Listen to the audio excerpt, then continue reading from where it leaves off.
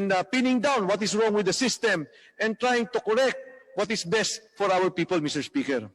Sana nga po mapunta sa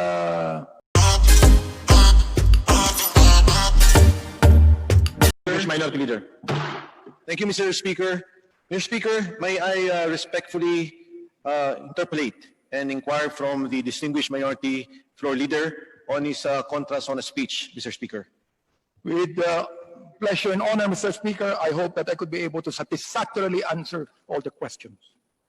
Mr. Speaker, first and foremost, let me congratulate the Honorable Minority Floor Leader for his very insightful speech on the State of the Nation address of the President.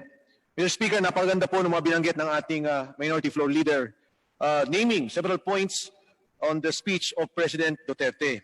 Mr. Speaker, unahin ko lang po yung binanggit ng ating distinguished Minority Floor Leader as regards the question of the SAP.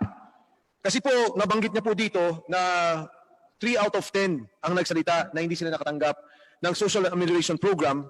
But sometime during this week, Mr. Speaker, the SWS conducted a survey at nakalagay po doon na 72% ang nagsabi na nakatanggap sila ng Social Amelioration Program. This, as regards, Mr. Speaker, ito po yung may connection doon sa SAP natin sa kadahilanan na ang programa po ng SAP, ang target po natin is actually 75% of the population. So, Mr. Speaker, I'd just like to clarify with the distinguished Minority Floor Leader, baka naman po itong kailan lamang, alam ko may pagkukulang, alam ko may problema, maging sa Quezon City, marami po kaming nakitang problema dyan. Nandito po si Congressman Olex Crisologo, Congressman Kit Belmonte. Pero lumalabas po naman na kahit papano ay nabigyang, nagkaroon ng compliance yung program ng Social Amelioration Program. Admittedly, Mr. Speaker, naniniwala po ako na kahit papaano talagang malaking tulong din naman kaysa po sa wala. Pero siyempre, kinakailangan din po nating mailahat, Mr. Speaker, Your Honor, ang ilang mga problema upang ito ay mabigyan ng solusyon ng DSWD. Na nabanggit ko na binanggit po ni Secretary Bautista na more than 40,000 ang nakatanggap ng dobling ayuda. Ano po? Pero ang nagsauli lamang nung isang ayuda, wala pang 23,000. Ibig sabihin, nalugi po kagad ng around 140 million sapagkat hindi nagsauli ng pangalawang ayuda. Samantala, at that time, siguro po yung mga 2 weeks ago, at that time, meron pa po tayong mga 40% ang hindi pa talaga nakakatanggap na kahit na zero ang ayuda, Mr. Speaker, Your Honor. Thank you, Mr. Speaker. I joined the Minority Floor Leader with this observation. In fact, tayo po mismo yung nag-hearing tungkol dyan. It was no less than Speaker Alan Cayetano called for the hearing on the SAP. Sa kadahilanan na March 10, inaprubahan po natin ang Bayanihan to Heal, sometime March, late March. Pero ang releases po ay naibigay na noong July. So I'm saying, Mr. Speaker, is we were together, in fact, during the hearings on the Social Amelioration Program to ensure that not only in the actions of the DSWD, hindi lang po sa aktual na pamimigay, ngunit kinokorek po natin ang mismong polisiya ng DSWD, if the Minority Floor Leader can recall during the hearings that we conducted, Mr. Speaker. The thing is, dun sa aking distrito lamang, nakita namin na mahusay ang gawa ng DSWD. Ano po? Wala po ako talagang complain as far as pag-ibigay po ng ayuda, hindi lamang po sa nangangailangan, kundi kahit sa mga may sakit. At yung po mga ginagawa nilang food packs, samantalang sinabi din sa amin na pwede nang kami rin po ay tumulong na kami mismo ang mag-pack ng mga pagkain na kanilang ibibigay. Ano po? They have been doing a good job. Pero siyempre po sa atin po sa Kongreso, bilang tayo po ang may kapangyarihan sa Kaban ng Bayan, ay dapat din po nating sabihan ang anumang departamento na ayusin nila ang mga bagay na ito upang hindi masyadong makaroon ng complaint. Kasi alam nyo magbigay ka ng ayuda sa 100 at hindi mo bigyan ng ayuda ang 10, mas sumisigaw yung 10 kaysa 100 I agree, Mr. Speaker. Ngayon po, Mr. Speaker, kung naalala din po ng ating Minority Floor Leader and some of the members of the minority, ito pong mga stranded OFWs, I'm not talking about the locally stranded OFWs, kasama rin po tayo sa pag-iimbestiga na pabilisin ang pag-uwi ng ating mga kababayan sa problema po na hindi naman to talaga problema ng DFA at hindi rin pala problema ng DOLE, kundi ng CAAP na ayaw niya magpa-uwi ng eroplano. And because of the hearings that we conducted, Mr. Speaker, we were able to bring back, pauwi natin ang mga kababayan natin almost 50 to 60,000. And the rest, coming this month, another 50,000 para mapabilis ang pag-uwi ng OFWs natin na stranded abroad, Mr. Speaker? When it comes to the OFWs, Mr. Speaker, alaanin po natin, dalawang klase po yan, yung po tinatawag nating country-based, saka yung seafarers. No? At may mga complaint po sa ating mga seafarers, mukhang sila daw po ay medyo dinidiscriminate. Sapagkat siyempre, sila po ay under demanding agencies. At pagdating po nila dito, hindi po talaga libre ang kanilang ang kanilang pagtira, ano, sa mga hotels. Oo. At mayroon lang kaunting binibigay na ayuda. In fact, I called up the administrator Dakdak concerning this. And he made a promise. Nakatulong na po siya sa isang manning agency. Sapagkat hindi naman lahat ng manning agency may yaman yan. Nakatulong na po siya na binigyan din po ng kaunting tulong ang isang manning agency para po lahat ng mga seafarers nila ay magkaroon ng sapat na ayuda at makauwi po sa kanilang mga tahanan. Pero alam nyo, Mr. Speaker, alam po naman natin na meron daw pong palagay na by the end of the year ay 500,000 na ho ang mga OFW natin dito sa ating bansa na uuwi sapagkat wala makuha ang trabaho sa abroad. Mr. Speaker, noong po tayo mag-impusa ng simula ng investigasyon, 160,000 po ang mga stranded OFWs, most of them coming from the Middle East. Noong tayo po yung magsimula ng investigasyon, and because CAAP, kasi ito po hindi natin kailangan i-repatriate, hindi natin kailangan kumuha ng eroplano, may mga sariling ticket, ang kailangan ay payagan silang umuwi dito sa ating bansa.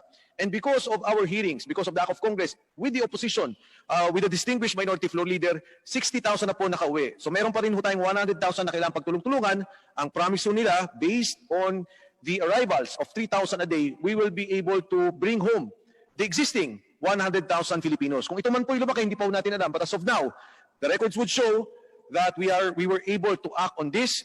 And in fact, in Bayanihan to Hill Part 2, we are still talking with DFA and DOLE to help out in terms of quarantine, in terms of yung pong sinasabi ng ating minority floor leader na ma-accommodate yung mga umuwi nating kababayan. So, Mr. Speaker, on the third point na niraise po ng ating, I just like to inform the minority floor leader na ito pong Thursday, yung locally stranded naman po natin ang ating bibigyan ng pagtugon.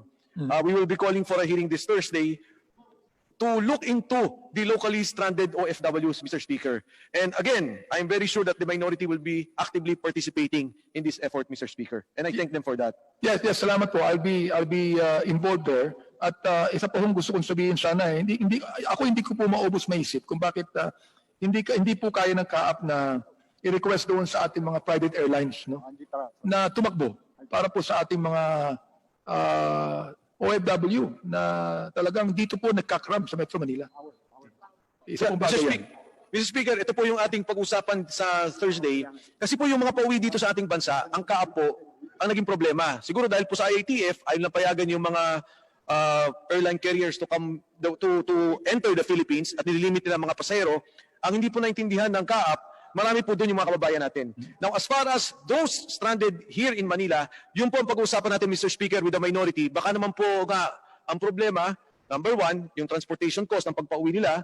Number two, many of the local governments may be resisting accepting them in the respective areas. Number three, yung pong pag-check sa mga locally stranded. But Mr. Speaker, again, with the help of the minority, with the help of the opposition, tingnan po natin kung yung problemang to, and I'm sure Congress will be able to assist whatever agency will be responsible for bringing home our kababayans, Mr. Speaker.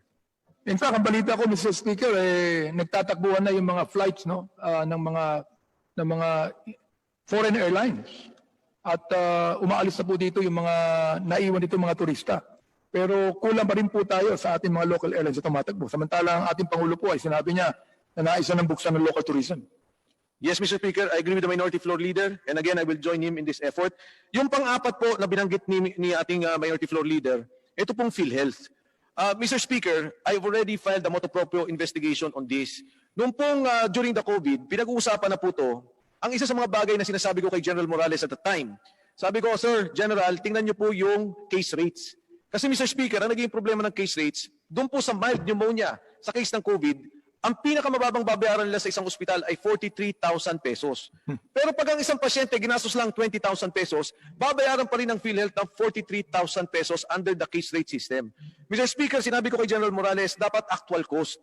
Sabi ko, General, nung nagkaroon po tayo ng budget hearing, sinabihan na po namin kayo, wala kayong COA report. First time. Walang COA report ang PhilHealth, Mr. Speaker. And, you know, because we need PhilHealth, we need universal healthcare, out of tolerance, pinayagan po namin yan. Pero ulit, ginagawa na naman ninyo yung nagiging problema ninyo in the past years. So again, JDL News TV is in the service of Filipino. Mr. Speaker, I joined the minority floor leader of this, and we will conduct an investigation.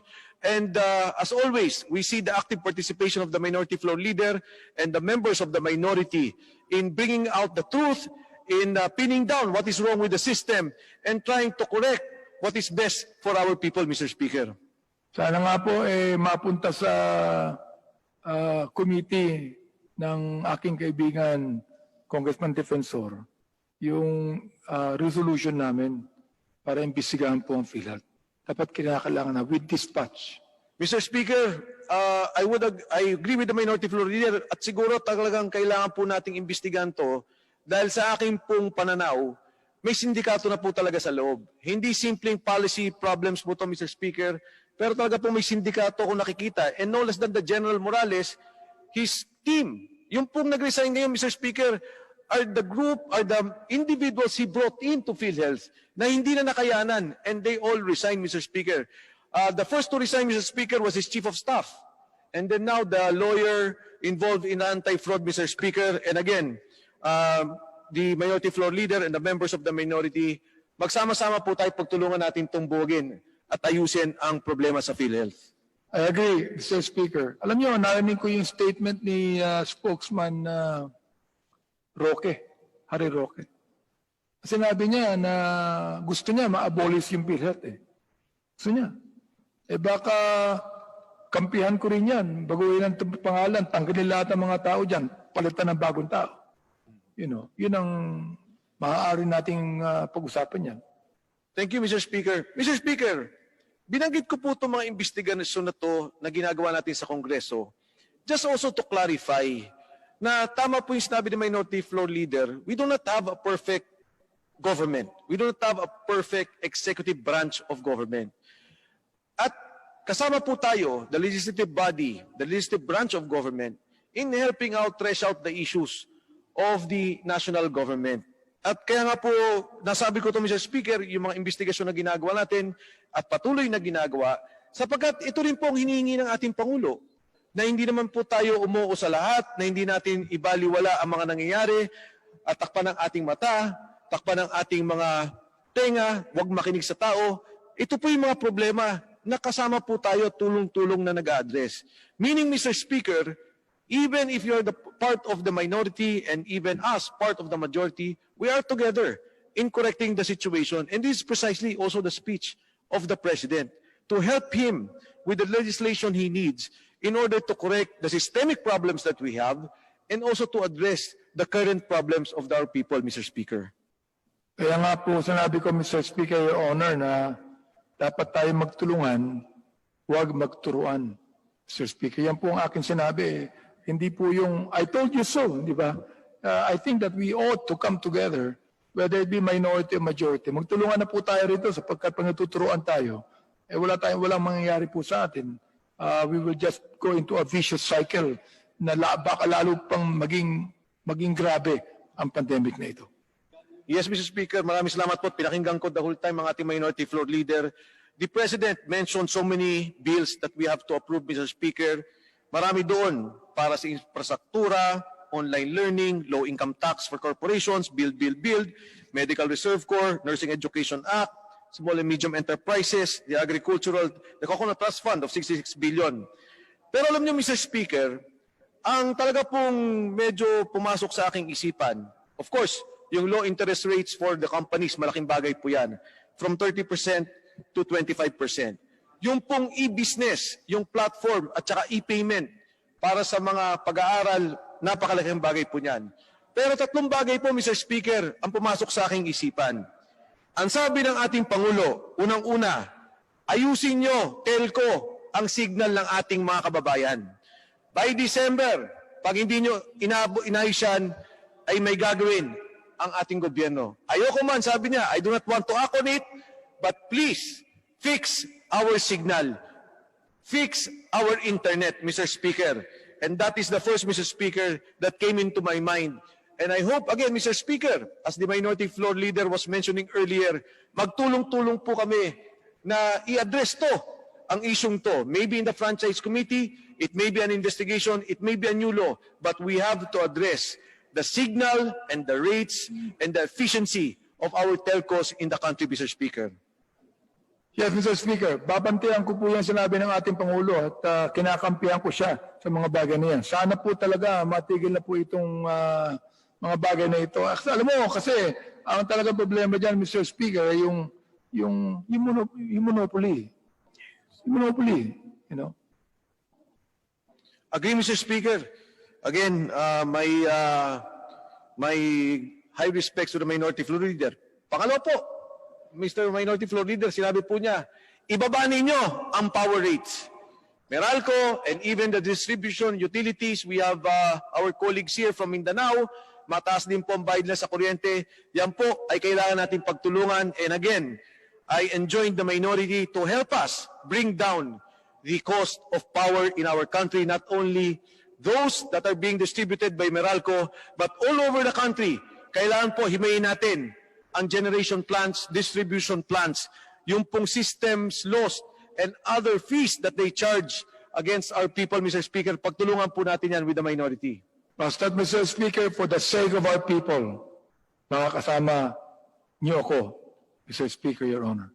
Mr. Speaker, binanggit din po ng ating Pangulo, ibaba po natin ang water rates. Again, as mentioned by the minority floor leader, katulad po ng power, isa po ito monopolyo. Monopoliya. So we have to address this, Mr. Speaker.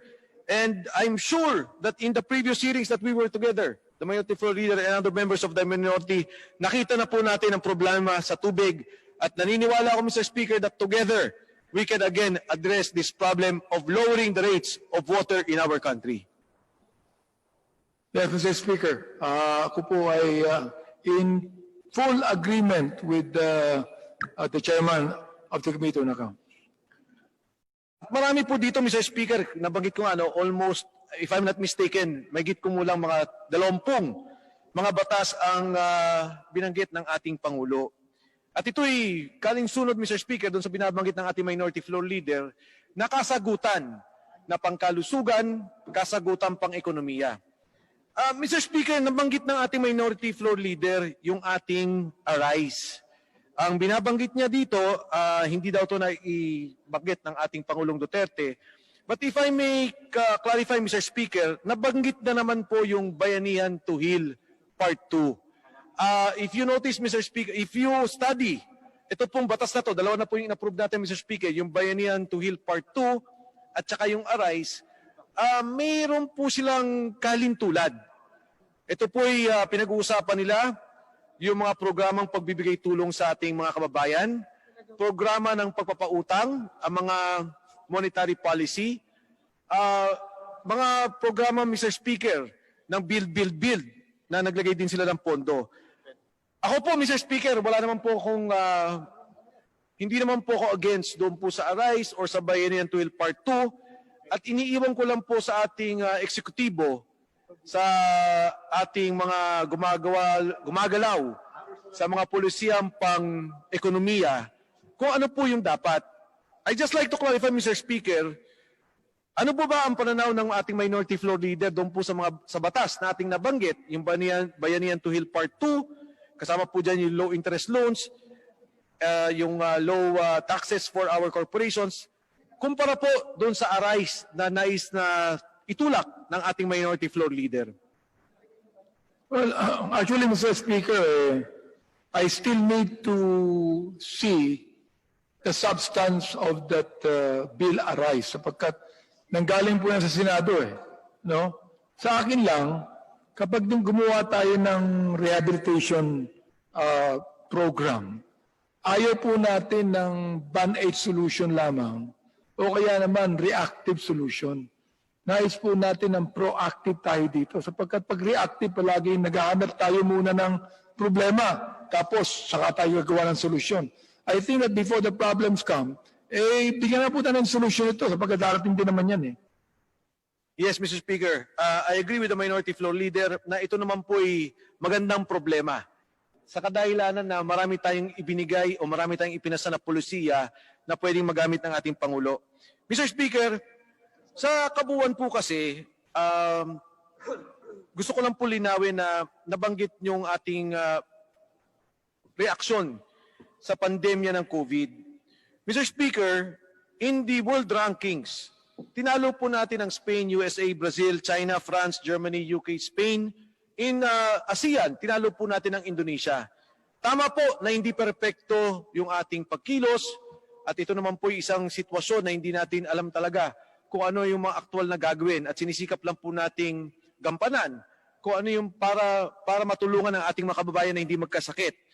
At sa ngayon po, para tulungan ang ating ekonomiya na muli itong mabuhay at ang mga kababayan natin magkatrabaho. Pero kung titingnan po natin, Mr. Speaker, ang ating pong gobyerno sa kapangbuuan, hindi po naman masama dahil sa pinakamayayamang bansa, ang pinakamalaking bansa, talaga pong malala ang kanilang sitwasyon kumpara sa atin, Mr. Speaker. Would the Minority Floor Leader agree with this observation? Yes, I do. Ang sa akin lang, Mr. Speaker, ganito. Alam niyo, maganda ang nilalaman ng sona ng ating Pangulo. Maganda, no? Very positive. Pero alang inaalala ko ay yung mga nasa ilalim niya, no? Na dapat lamang talaga i-implement ito. Talaga namang i-execute po ito ng mahusay. Kahit na po kasi maganda ang sinasabi ng ating Pangulo, ay kung nasa ilalim po niya nagdidili-dali at hindi talaga i-execute ng mahusay-husay, meron pa rin po problema. Hopefully this time, no, maging serious po yung ating mga economic managers, yung ating mga cabinet secretaries, na maging seryoso po sa mga panuntunan ng ating Pangulong sinabi niya. Thank you, Mr. Speaker. Mr. Speaker, hindi ko na po pakakatagalan. Nais ko lang po sabihin na ang ating Pangulo po nung magsimula, nagkaroon tayo ng problema ng droga, malala ang problema ng droga. Kahit pa paano po sa ngayon, napansin ko po maraming OFWs ang talagang malakas ang suporta sa kanya. At sa palagay ko po ay sa kadahilanan na dahil malayo sila sa kanilang mga anak, ito pong ginawa ng ating Pangulo na matanggal ang problema ng droga ay malaking kaginhawaan ang naibigay sa kanila. Marami sa mga mahihirap nung araw, Mr. Speaker, mga nagtatrabaho pang gabi, pag umuwi, may nagiinuman sa kalye, may mga nagdodroga, nagugulpi sila, na-hold up, na sa ngayon po ay nawala ang ganitong sitwasyon. Mr. Speaker, and I credit this to the Congress of the past and also to the Minority Floor Leader, the opposition, yung pong pagtaas ng state colleges and universities, ginawan libre. Pagtaas ng sweldo ng military, pagtaas ng sweldo ng police, pagtaas ng sweldo ng mga teachers, Mr. Speaker. Ito po yung mga tuloy-tuloy na programa na ginagawa ng ating Pangulo. At sa ngayon po, nung narinig ko siya, nasabi ko na nga sa Minority Floor Leader, ito pong pagbaba ng presyo ng kuryente, pagbaba ng presyo ng tubig, pagsasaayos ng ating mga cellphones, ang mga bagay naman na dapat nating tapusin, Mr. Speaker. And I hope, Mr. Speaker, that the minority, led by the distinguished Minority Floor Leader, and all of us here will be together in pursuit of this task, Mr. Speaker. And in ending, let me just say, Mr. Speaker, sayang nga po, tama si Congressman Abante, ang ating pong distinguished Congressman from Manila, our Minority Floor Leader. Kung ito pong ating Pangulo, magandang sinasabi, magandang polisiya, nandiyan po ang pondo, kailangan natin ng mga taong talagang isa sa gawa, isa sa katuparan ang kanyang mga sinasabi at ang kanyang sinasabi. At sayang nga po, na nasa Kongreso si Congressman Abante dahil kung ito po'y nasa kabinete, naniniwala ako mas mapapabilis ang mga programa ng ating Pangulo. Thank you, Mr. Speaker. Maraming